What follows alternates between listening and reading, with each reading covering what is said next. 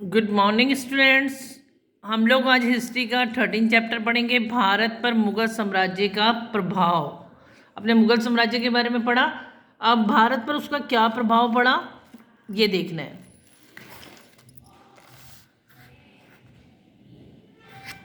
मुगल साम्राज्य के शासक प्रकृति कला, स्थापत्य कला, संगीत और युद्ध के प्रेमी थे। इस साम्राज्य काल के इतिहास में अनेक प्रसिद्ध स्थानों पर विस्तार, भवनों का निर्माण, दर्शनीय स्थलों का विस्तार एवं किलों की स्थापना आदि प्रमुख रूप से होते रहे। अब उन्होंने कहा कि उन्हें कला बहुत पसंद थी, कला और संगीत के प्रेमी थे ये लोग, मुगल साम्राज्य में रहने वाले लोग। तो उन्होंने क्या किया, बहुत से दर्शनीय स्थल बनवा दिए, भवनों का निर्माण कराया, किलों का निर्माण कराया उन लोगों ने। तो वो मुख्य रूप से देखने को मिले। शासक चाहे कोई भी हो, सभी ने अपनी सोच एवं चाव के अनुसार अपने राज्यों में अनेक दर्शनीय स्थलों का निर्माण कराया। वो कह रहे हैं कोई भी शासक बनाओ चाहे, ठीक है, शासक बदलते रहे, आपने देखा कि एक के बाद एक आता रहा, तो सभी ने अपनी सोच के अनुसार वो कह रहे हैं कोई ना कोई स्थलों का निर्माण करवाया ही उसने। मुगल साम्राज्य के संस्थापक बाबर का लक्ष्य साम्राज्य की स्थापना और उसका विस्तार करना था। उसके पास निर्माण या दिखावे के लिए समय नहीं था, अतः वह केवल साम्राज्य विस्तार और विरोधियों पर ही विजय प्राप्त करने में लगा रहा। ठीक है, उन्होंने कहा जो बाबर आया था शुरू में, जो संस्थापक था, मुगल साम्राज्य का संस्थापक किसे कहा जाता है, बाबर को।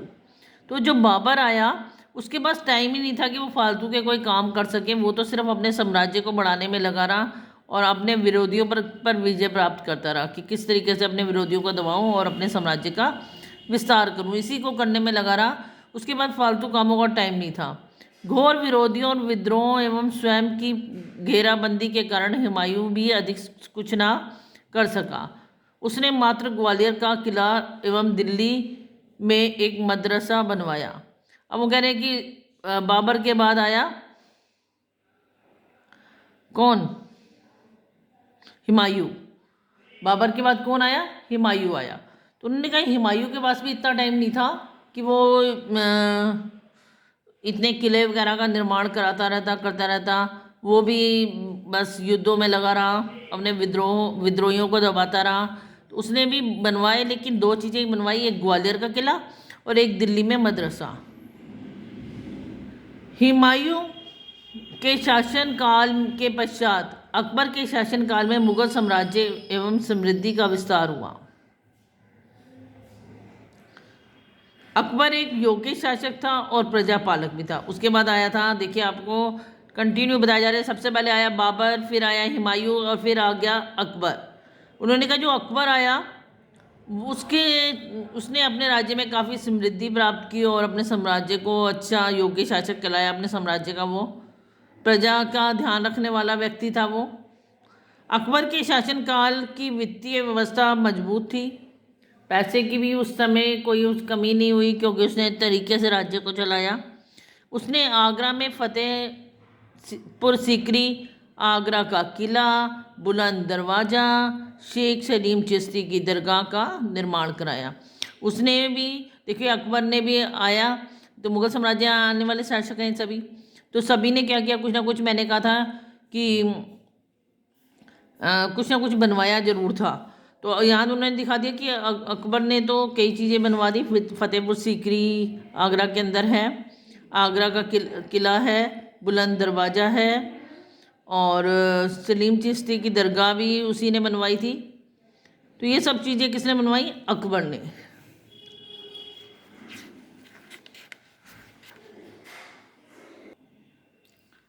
इसके बाद आता है साज सज्जा। मुगल बादशाहों ने इमारतों की सजावट के विशेष प्रबंध किए। भारत रत्नों की खान था, यहाँ सोने चांदी की कमी नहीं थी, अतः मुगल शासकों ने भवन निर्माण के साथ साथ इनकी आंतरिक सजावट में हीरा, पन्ना, माणिक एवं बहुमूल्य पत्थरों और सोने चांदी का खुलकर प्रयोग किया।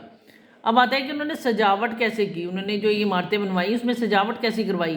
तो वो कह रहे हैं कि उस टाइम पे रत्नों की कमी नहीं थी, हमारे यहाँ भारत में बहुत रत्न थे। तो उन लोगों ने इमारतों में काफ़ी सारे रत्न जड़वाए, सोने चांदी से जड़वाए, बहुमूल्य पत्थरों का और पन्ना, हीरा वगैरह ऐसी चीज़ों से सजावट करवाई थी इमारतों की। मुगल कालीन इमारतों पर कुरान की आयतें लिखवाई गईं, जिन्हें बहुमूल्य पत्थरों एवं सोने चांदी की नक्काशी से उकेरा गया। मुगल कालीन इमारतों के आधार धरातल से बहुत ऊंचे रखे गए और इन इमारतों में गुम्बद का विशेष महत्व था।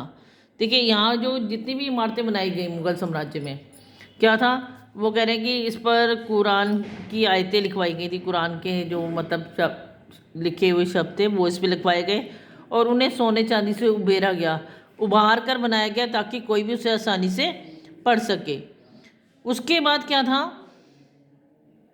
खास तौर पर जितनी भी हमने मुगल इमारतें देखी वो ज़मीन से ऊंची बनी होती थी, धरातल से मतलब ज़मीन से ऊंचाई पर बनी हुई ऊंची ऊंची इमारतें नजर आएंगी। तुम्हें काफ़ी ऊंचाई पे बनाई गई थी और इसमें गुंबद जरूर होता था। हर इमारत पे आप देखेंगे एक गुंबद जरूर होगा। तो गुंबद का विशेष महत्व है। जैसे देखिए, बुलंद दरवाज़ा के ऊपर भी गुंबद, हुमायूं के मकबरे पे भी गुंबद, ये एतमाद उद दौला का मकबरा है, इस पर भी गुंबद बनी हुई है।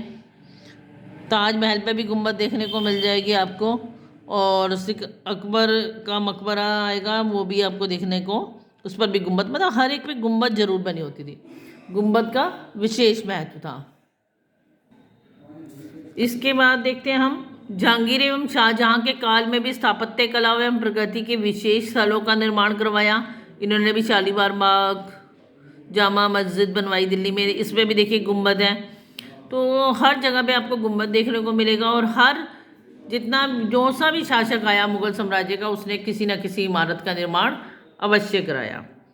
तो आज के लिए बेटा इतना ही। नेक्स्ट क्लास में इससे आगे पढ़ेंगे, इसे अच्छी तरह रीड कर लेंगे। थैंक्स।